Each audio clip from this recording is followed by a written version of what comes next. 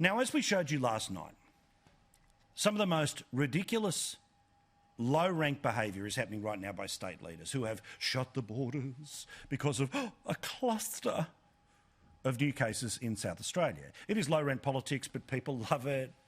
Probably a few of you watching right now. You chew it up, you love it, you vote for these people over and over and over again. But there was a little announcement that most people missed when Premier Stephen Marshmallow was making his announcement in South Australia yesterday. Supposedly, one of the reasons that he was going to be able to keep people safe in South Australia was to guarantee that there would be no more international flights arriving in Adelaide for at least the rest of this week. I would like to advise that all inbound international flights to Adelaide have now been suspended at our request for the remainder of this week. Our priority is ensuring that we have enough Medi-hotel capacity to meet any local quarantine requirements. Seriously. Yet again, an admission, just like the shutting of state borders was that their contact tracing system isn't good enough, South Australia has had to say that no one is allowed to fly home, talking about Australians, flying home from overseas because we need that hotel space for just in case. Literally, there was analysis done today that private health insurance companies have saved $900 million during the pandemic because they didn't have to pay for elective surgery. Because, of course, the hospitals were empty. Even when things were wildly out of control in Victoria, the health system coped. But now we're supposed to believe the same sort of nonsense about flatten the curve in order to save the system also applies to people flying in from overseas. Now, before you think, well, hang on, Paul, I'm loving life in South Australia. This is great. We've got a government that's taking care of us. Or if you're one of the 89% who support what Mark McGowan is doing. Or, Anastasia Palaszczuk, how good's Queensland without the tourists? Think about this if it was your family. The same way that last night we showed you that horrific footage of the dad who wasn't able to even high-five his kid. A kid who had come from Adelaide who doesn't have the virus but yet goes off to hotel quarantine for 2 weeks because the local leader in the Northern Territory is trying to scare people about coronavirus. Well, in the second hour of this program each and every night, we do the only call-in segment on all of Australian television. We call it Better Call Paul. This is the only chance anyone in Australia gets to have their feedback live and unedited on Australian television. Not tweets, not emails, but your voice in real time. And we got this call from a bloke last night. 3.5-year-old and wife overseas, stuck in a country that is registering about 25,000 cases a day. I got them into Adelaide after much effort of the airline emailing the headquarters to add them onto the plane. We got through, and they were meant to arrive this Sunday until today's news came through that all international flights were being suspended. They were due to leave Europe this Friday. And they are on one of the flights that have been cancelled? Well, it's not confirmed yet, but it looks like it. So because a premier has a freak-out about two families, other families will not be reunited because we have to save the amount of space in the hotels because we couldn't possibly book any more for the people who had been expecting to come back to this country on flights that are as rare as hen's teeth to get here. When asked about all of this, the rockstar chief health officer in South Australia, well, she too is singing from the song sheet that apparently a plane full of Australians coming home to Australia cannot be allowed to land in Adelaide because we need the hotel rooms, just in case. We were supposed to be having a flight today. We've obviously had that cancelled. And looking towards the end of the week, we've indicated to the Commonwealth that it's likely we'll need to cancel further flights. We have to put our resources 100% at getting on top of this cluster. This is a lady who, by the way, when there was 3 cases one long weekend, said, oh, it's been a busy weekend for the South Australian Health Department. These people are either not up to the job or they're not doing their job. So we rang around today and we got the run from the South Australian government, parts of the federal government, to work out, are these flights that are still due to come to Australia going to land in Australia but just land somewhere else other than Adelaide? I don't think it's going to happen. Here's what we heard today from a spokesperson for the Department of Infrastructure, Transport, Regional Development and Communications. Oh, what a title. Passengers scheduled to fly to Adelaide should contact their airlines as soon as possible regarding the status of their bookings and options in relation to changes to their flights. Seriously?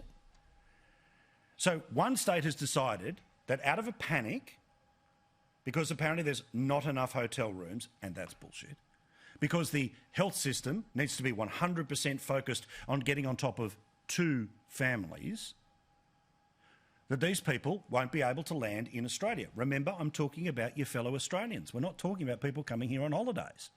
We're talking about families like the one that you heard about before. People that are in Europe where the cases are in the thousands per day, not a couple of dozen. Yet they have every right to come back here, and those seats are repeated as rare as hen's teeth.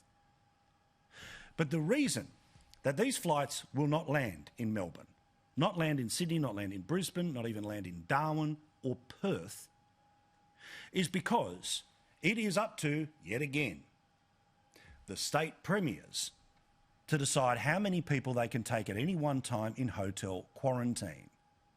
Hotel quarantine that has sprung a leak in South Australia, hotel quarantine that leaked like a sieve in Victoria, hotel quarantine that busted a leak in South Australia. So the bulk of the work is being done by New South Wales. Thousands of people going into hotel quarantine that works in New South Wales. So while your local state leader would like to make you think that they're the ones keeping you safe, it's actually Gladys Berejiklian. It's actually the New South Wales government that is doing it. And they have been arguing through the Prime Minister for a long time that we need to spread the load. We need to increase the cap. We need to make sure that more Australians can come home as soon as possible. This was being argued for months. It was signed off on last month, and the caps were going to slightly increase. You may remember the hissy fit that people like Emperor McGowan had about this, pretending that it had all been somehow dropped in his lap when he was actually in National Cabinet the day before that made the decision. So will these flights end up coming to Sydney? I don't know. Should they? Probably, because families need to be reunited. But should they be landing in Adelaide? Hell yes! Because we're not talking about hundreds of thousands of people. We are talking about a couple of plane loads of people who have waited their turn, who have done their bit, who have paid full freight, who deserve the chance to be reunited with their fellow, are you listening, South Australians. And as for the stupidity of these local leaders, who I know so many of you love because they keep us safe. You love the idea that the beaches of the Sunshine Coast are not littered with all those awful people from down south. But funnily enough, the person who owns the coffee shop might want some of that trade to be there so the coffee shop can be there when you want to go and get one once every couple of weeks. The very reason that a restaurant is able to be open when you want to celebrate your wedding anniversary on the Gold Coast is because people who don't live on the Gold Coast go there every other day. The same in Perth, the same in Adelaide, the same in Hobart. And yet again, despite the fact that we got exactly the same system out of National Cabinet that made a decision to increase the cap, they also, all of the leaders, had an agreement, bar Western Australia, because they have an election in March of next year, and this crap will roll on till then, and he's flying high in the polls, and you'll lick his boots. Despite, well, plenty more to say about Emperor McGowan later. But they agreed in National Cabinet to a definition of what a hotspot is, to make sure that we know that we don't do what they did in New Zealand, which is 4 cases in Auckland equals 1.6 million people locked inside their house again. Remember, in Victoria, there is a piece of legislation that is a blank cheque for Daniel Andrews to put Melbourne back into lockdown. That does not prescribe how many cases would happen before you get locked in your house again. Should it be 100, 250? But it's just not written down anywhere. But there is a definition of what a hotspot would be if you are trying to judge whether people can travel from one capital to another. And guess what? What is happening in Adelaide right now does not qualify as a hotspot. I'm not making that up. That's what these premiers agreed to. That's what the health minister said today at the federal level. There is a national hotspot definition. South Australia has not reached that. Our message to the other states is please look at the results in SA. Please make sure that your response is proportionate. What the Commonwealth has set out is enhanced border screening as an appropriate response, and that's what New South Wales, Victoria and the ACT have said. Honestly, this is just ridiculous. But again, the overreaction from the premiers, who love the idea of how good's WA without the tourists, but will still need a Medicare card paid for by the rest of the country to make sure that if you want to go to hospital, you can do it.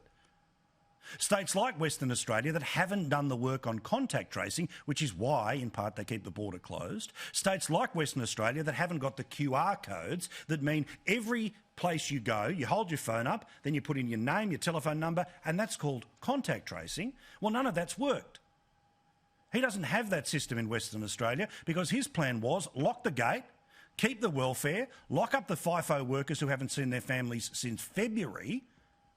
I'll agree to things in National Cabinet and then pretend there's surprises when they actually happen.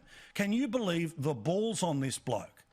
Mark McGowan might have an 82% approval rating in Western Australia, but it is built on sand. If this is the type of leadership that you like, well, you deserve this bloke as your Premier for another 4 years. It was of course, pretty outrageous what the federal government did to the Victorian government. Their behaviour was appalling. Some of those ministers, Mr Frydenberg and some of those characters, their behaviour was appalling. That's the same Treasurer who works for the same government that adjusted the GST for a better result out of Western Australia. Yet the view of the Western Australian Premier is that the role of the federal government and the taxpayers that are everywhere but Western Australia, just as Palaszczuk's view that everywhere that isn't Queensland, Marshall's view that everywhere that isn't South Australia, Goodwin's view that everything that isn't Tasmania, is that you pay and shut up. Despite the fact that we're making it up as we go along, despite the fact that it is Goldilocks rules, like in Victoria. 4Ks is okay, 6Ks will kill you, 5Ks is just right. 1 week later, 24Ks is okay, 26Ks will kill you, 25Ks is just right. These people might be soaring in the polls and many of you might love them with all your heart. But this isn't leadership. This is cowardice. Cowardice that breaks up families. And it says something about so many of us that we don't care as long as it's not our family. Well, just for a second, walk in somebody else's shoes. Like the dad in Darwin who couldn't hug his kid, despite the fact that the kid doesn't have coronavirus. Think about the family that is trying to come from Europe to be reunited here in Australia. Australians.